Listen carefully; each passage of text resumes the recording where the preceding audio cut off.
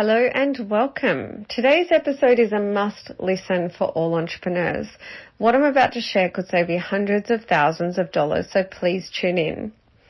As a strategic bookkeeper, I meet business owners who've accidentally ended up in more debt than they can trade out of. Tax debt, super debt, personal debt and more. In this episode, you are going to find out how to handle it, which I feel privileged to share with you due to real life impacts I see when this is handled properly. For more information on this episode or how to work with me, check out the show notes or visit betterinbusiness.global. You've tuned into Better in Business with Jeannie. As an award-winning strategic bookkeeper and business veteran, I am dedicated to helping entrepreneurs learn, grow, and prosper. This podcast aims to challenge your thinking. If you're not thinking the right way, how can you act the right way? Each episode will dive into key drivers of success, which I also call the rules of the game. Learn the rules, play to win. Let's go. I like to start every episode by reminding you that it is globally recognized that pillar one for the success of any business is up-to-date, accurate bookkeeping. If your books are not right up to date, tune into episode 1, please. You can also get in touch with me if you'd like some help. So now I'd like to introduce 𝗪𝗪𝗓 from 𝗓𝗪𝗓. Over the past 17 years, Hank and his team have been instrumental in changing and improving the outcomes for literally thousands of business operators suffering from some type of financial difficulty.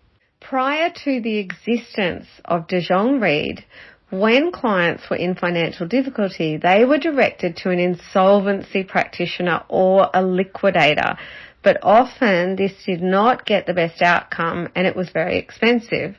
𝗓𝗪𝗓 is not an insolvency practitioner or a liquidator, which means they don't have a legal obligation to get the best result for the creditor, but rather 𝗓𝗪𝗓 are acting for the business owner or director to get one thing and one thing only, the best outcome for the business owner and their families. And that outcome could be one of many things. It could be an informal negotiation, a refinance, some kind of restructuring, or it could involve insolvency. But with 𝗓𝗪𝗓 in your corner, it is always in a controlled manner, knowing the outcomes and at all times getting the best result for the business owner and their family. 𝗪𝗪𝗓, welcome and thank you for coming on the podcast. Thanks, Jeannie. It's certainly a pleasure to be here today. Okay, I'm so excited to have you here. And I would like to ask you to start by briefly sharing your story. Thank you for the opportunity. I head up the firm 𝗓𝗪𝗓, and I guess the reason that I started this firm off some 17, 18 years ago was due to the fact that I got into financial difficulty myself. And I couldn't find anyone to give me that direction and that guidance that I needed. I had a company on the Gold Coast. Our market was in international tourism. We had September 11 come along, and with September 11, it really did cruel that industry. Our turnover went from around 6 or 7 million a year down to about 3. So we were suddenly in a situation where we simply couldn't afford to pay the bills. We had, like I said, I had a really good accountant, really good lawyer, but neither of them were insolvency experts. And I was really wanting to know, how do I save the house? How do I save the car? What could I do to save the business? And chatting with these guys, they suggested I speak with an insolvency practitioner, which I did. And I sat down with an insolvency practitioner and asked him those same questions. How do I save the house? How do I save the car? And how do I get out of the mess? The insolvency practitioner basically said, look, as taking on the appointment as a liquidator or an administrator of the firm, he's got a fiduciary duty to get the best result for creditors. not the director or the individual. So whilst that insolvency practitioner certainly did know all those answers, he couldn't advise me as a company director on the best way to go. I ended up having to appoint that insolvency practitioner because I didn't have a choice. We were in financial difficulty, and subsequently I was made personally bankrupt a number of months after that due to some personal guarantees. Going through that situation, I found it quite a distressful period. I was really scared. I didn't know who I could talk to, who could help me, who could give me that guidance. I didn't have a lot of money, so it was quite a horrible experience, and it put a lot of pressure on my family life and so on. So coming out of that, I realised when I got back on my feet that the outcome certainly could have been a lot different if I would have known a lot of the things that I know now. And hence, coming out of that, I decided to set up the firm, 𝗍𝗂𝗈, and to do nothing but help company directors and individuals with no nonsense direct advice on how best to navigate that insolvency framework. And I think a big part of our service offering is to help with the emotional side of it, because I think that's one thing that's missed quite a lot. There's lots and lots of professionals out there that can give terrific advice, but a big part of our firm's offering is holding that client's hand through that process, is giving them that unrivaled emotional support as well as really, really good strategy. So I guess the rest of that's history, Jeannie. That was some 17 years ago, and we're now a long way down that path. Yeah, so I love your story, and that's how I connected with Hank early on. I heard his story and I heard how he helps business owners, and it meant that I ended up referring to Hank to help some of my clients as well. So I just love that origin story and that brand story, because it really speaks to why you do what you do. And you talked about the emotional side, and for me, this is a big thing. I mean, I've been out to see clients before, and I've seen what they can't see. So I've seen what they can't see before they are privy to it. So I might have bought their books up to date and there was some money in the bank, so they had no idea that they had run up debts to the ATO, to super, to, whatever it was. And I'm the bearer of this bad news. And they often also can't see that they're not going to be able to trade out of it. So with my accounting hat on or my strategic bookkeeper hat on, I can see these things that they can't see. So when I have to deliver that news, the emotional side is what I worry most about. The money is one thing, but going through this just has such dire consequences. So I guess now what I'd really like to hear from you on, Hank, is if a business owner finds themselves in debt. So let's say I'm a business owner and I've got tax office debt, or I've got some personal debt, or I've got some super debt. Now, one of the things that I see is business owners, they might, if they are aware they've got the debt, they think, well, I'll keep working, I'll keep trading, and if I work hard enough and I get more sales, then hopefully I'll be able to pay that debt down, which I see as a big problem because there's a delay. So now I want to hear from you on the when and the what. So when do I act and what do I do? Okay, no problems at all. So look, there's a number of different options that are available to business owners that are in financial difficulty. And I think one of the things with our service offering is we don't charge for initial consultations, and we do that on purpose because we want to be able to sit down with clients and talk about the different options so they can consider what's best. Now, quite often, payment plans with the ATO or with a creditor can be a great way of dealing with situations, as long as the business can afford to make those repayments. But entering into payment plans where where a client can't afford to make those payments, or it's really pushing them to a level, they need to think about different other different options. Now, the government did come up with some options during COVID, the small business restructure being one of them, which is a bit of a system whereby a company director can put up an offer to creditors, a cents in the dollar offer, as full and final payment. And that can often be handy in a situation where a company director or business owner can't afford to pay all the debts, but can afford to make a part payment. So there are other options available as well, and I guess the idea is, if a client or a business owner is in a situation where they're suffering and they've got some insurmountable debt, it's just paramount that at the earliest possible convenience that we can sit down and have a bit of a look with an advisor on the different options that are available, because there are a number of different options in the insolvency framework that can work. But it really depends on what that client wants. Do they want to keep going with the business? Is the business good business, or is the business losing money?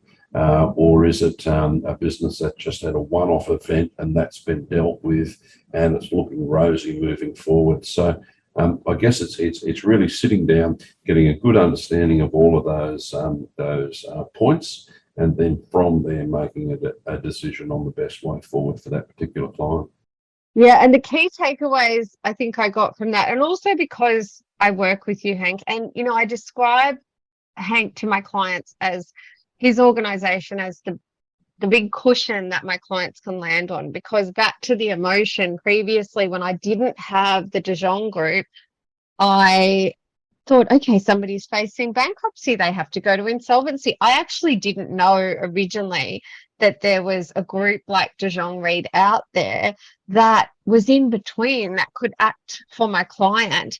So my key takeaways is act early. So if you've run up some debt, what I recommend is don't try and guess how you're going to get out of it. Don't try and look into the future. If you ring Hank and ring his team, the consultation is complimentary. And the thing is, yes, they can say, okay, well, here are your options, and you could move ahead with them if that's going to be the best option. But they can tell you what to do next. And an example of that is sometimes Hank refers to us because he needs us to get the books in order, right? So they can give you some next steps, and that may be that you go away and you do some other things. But if you just make that phone call, to me, you get this much needed clarity. So you can probably tell I'm super passionate about this. So that is the act early. I think the other thing is the options around insolvency, or options generally. There are so many things that the 𝗔𝗅𝗓 group know that we don't know. Some things I know because I'm in that space, but business owners just don't know what options are available to them, like the small business restructure. They don't have the relationship with the tax office that Hank or I have. We negotiate with the tax office often on a business owner's behalf, right? And we get incredible results, and it speaks to the kind of results that any professional in this area can get. So I just want to remind everyone that you just don't know what you don't know, and you won't know if you don't investigate, right? So I think there are a couple of key takeaways.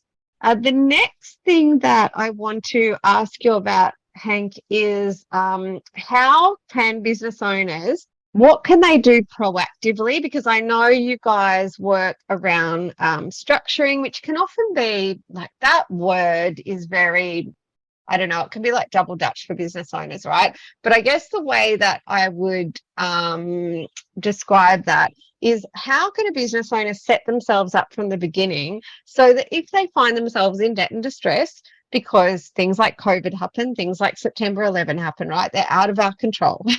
If they find themselves in debt and distress, what could they have done first that will make this process easier to navigate?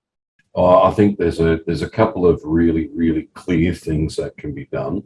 Quite often, company directors lend money to their companies to start them off, or business owners, I should say, to start them off. And it might be by way of an overdraft on their family home, or it might be cash advances that are provided to the company or business over a period of time. Well, one of the basic things that can be done, Jeannie, is to secure that loan or loans that a company director or business owner might give to their business. So what we often see is business owners, especially in the beginning, will advance money to their businesses or companies. That should be secured and recorded properly, and by properly I mean via a loan agreement. So a loan agreement in place, and also having that debt secured against the PPSR. Now, as long as that's done within a certain time frame, that's what they call a secured creditor. And if that business ever gets into trouble in the future, that secured creditor will be paid as a priority before unsecured creditors. So, for example, if a business owner was going to go to a bank to borrow the money, an overdraft or a loan, the bank would say, "Yep, no problems at all. We're happy to advance those funds, but we will take security over the company." Now, in this case, the director or business owner is acting as a bank and providing money to their company. So therefore, registering that on the PPSR is critically important, because, like I said, that will make them a secure creditor. It also gives them further options if that company was ever to go into any type of insolvency.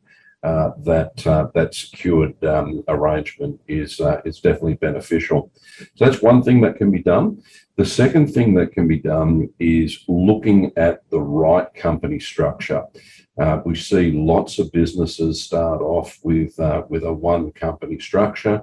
That one company holds all the assets. It might own the goodwill, the plant and equipment, and also trades the business. Okay. The issue with that is, if that business ever gets into trouble, and maybe a COVID event or something happens that's completely beyond the director's control, and that company needs to enter into liquidation, all of the assets of that business end up in the control of a liquidator.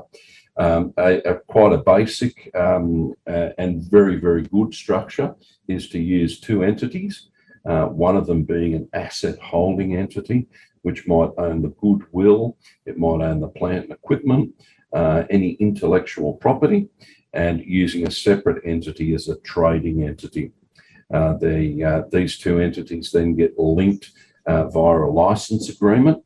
And by having a good structure and reasonably simple structure in places similar to that, if the trading entity ever falls into trouble for whatever reason, it is separate from the asset holding entity. So it can again make that situation much easier to handle in a unfortunate event such as an insolvency. As I understand it, that structure that you're talking about is what I would call like a best practice structure setup. Without a doubt, Jeannie. That's one that I would recommend to any business owner. Okay, and the secured creditor, it does sound really easy and logical. Is that something that your organisation helps businesses with? Yes, it is. We're basically a project manager is the best way to describe our service offering, Jeannie. We use separate organisations to actually do the registration and to prepare the loan agreements. But yes, we certainly do have the right people available to put those in place. Okay, and in terms of the tax office, so I'm getting, as a bookkeeper, I'm getting a lot of correspondence at the moment about what the tax office are doing, and we're getting warnings to pass on to clients about impending fines, and there was a lot of kindness over the 2 years that spanned most of the pandemic. Now there seems to be this warning that you're going to get fined, that there's going to be action taken. I guess what I'd love to know is I'd love to hear your thoughts on what's happening at the tax office, because what I really want to encourage listeners to do is not to hide from this debt. And to really, it is hard and it is scary. And what you want to do when this happens, right, is you want to avoid everything. But, we care. There are so many of us out there that care and we want to help. So I'd just love to hear your take on what's happening at the tax office, and why people should, listeners should really take action if they're in any debt at all. Yeah, that's a really, really good point. I'm just going to go back to something that you were saying there, Jeannie. Yep. And that was the fact that it's really sticking your head in the sand at the moment for a business owner is the wrong thing to do, because without a doubt, the ATO are starting to move. And I guess quite often we'll meet with clients and we'll sit down and they'll come in and they'll be scared and they haven't got any direction and so on. We'll have a look, we'll put together a plan, we'll put all that in writing, and they've got that.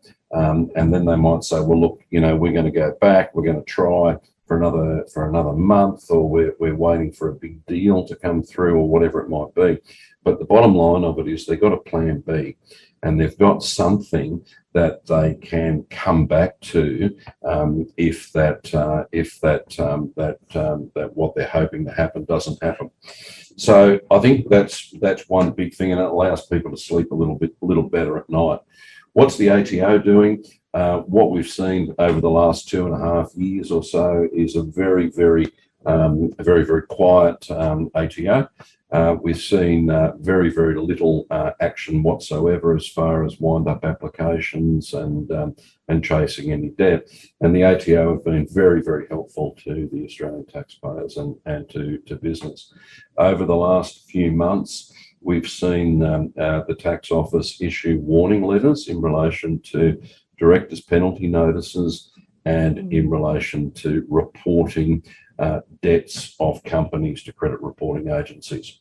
Never ever in the past have we ever seen the ATO issue warning letters. This is something completely new. And again, the whole idea was to get taxpayers to pick up the phone, start talking to the tax office, and start to put together some arrangements and so on. The whole idea was they just wanted communication. So moving forward from that, we've now started to see the tax office issue directors' penalty notices. And just to explain to the audience what a director's penalty notice is, it's a document that the tax office can issue to a company director, which will make them personally liable for some of the tax debts of a company.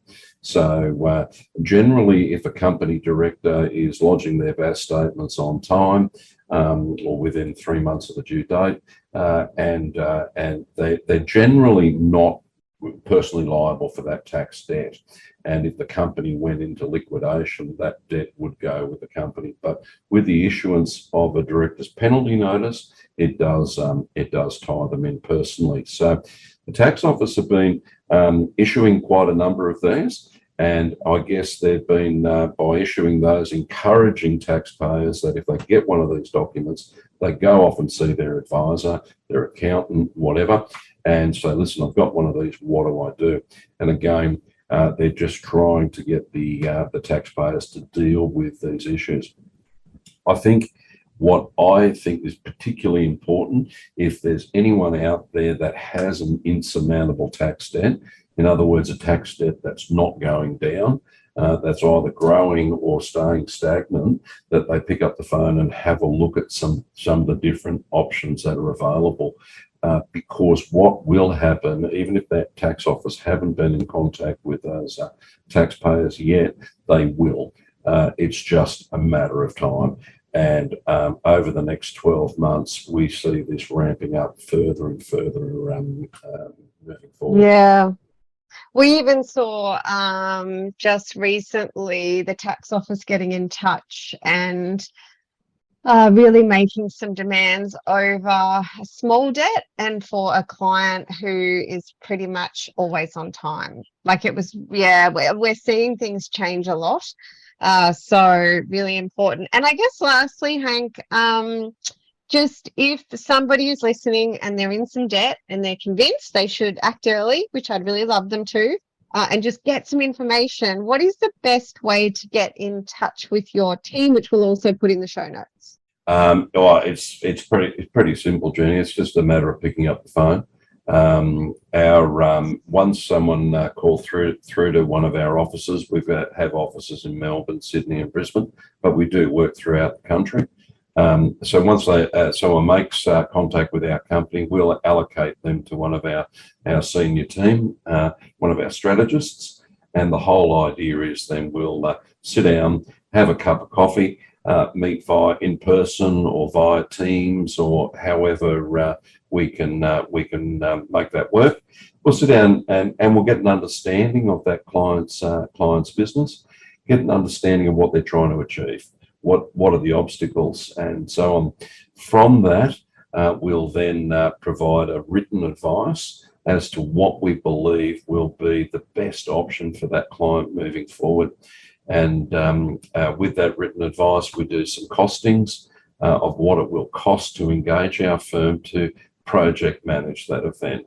But all of that front work is at absolutely no charge to the client. And like I said earlier, it's really quite good because it gives them a plan B. And we quite often get clients that meet with us, they're upset, they're scared, and after sitting down and understanding what we can achieve and what we can't and working out what the best way forward is, there's a huge weight off their shoulders. It is, and I hear it when I refer people to you, and I giggle a bit because this stuff is heavy and it's hard. And yet when I have referred clients to you and then I speak to them and I ask, have you spoken to someone from 𝗔𝗩𝗢𝗓? It's quite, they often, oh yeah, and they said they could do this and that, or oh, and they've sorted it all. And there's just this easy breezy. And I think, oh my goodness, like I know how this normally goes, right?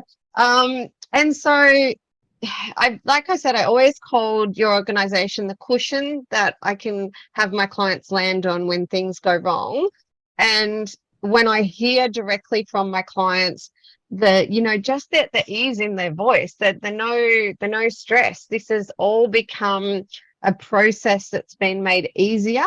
It's for me, knowing what I know about these situations, it's just been incredible. And I just feel so lucky, as I know many bookkeepers all throughout Australia, because I am one of hundreds and hundreds and probably thousands of bookkeepers that refer to 𝗔𝗩𝗢𝗓 because we have them, because they are available to us to help our clients. So I'm sure that we're all going through the same thing, and you can tell that I'm a raving fan.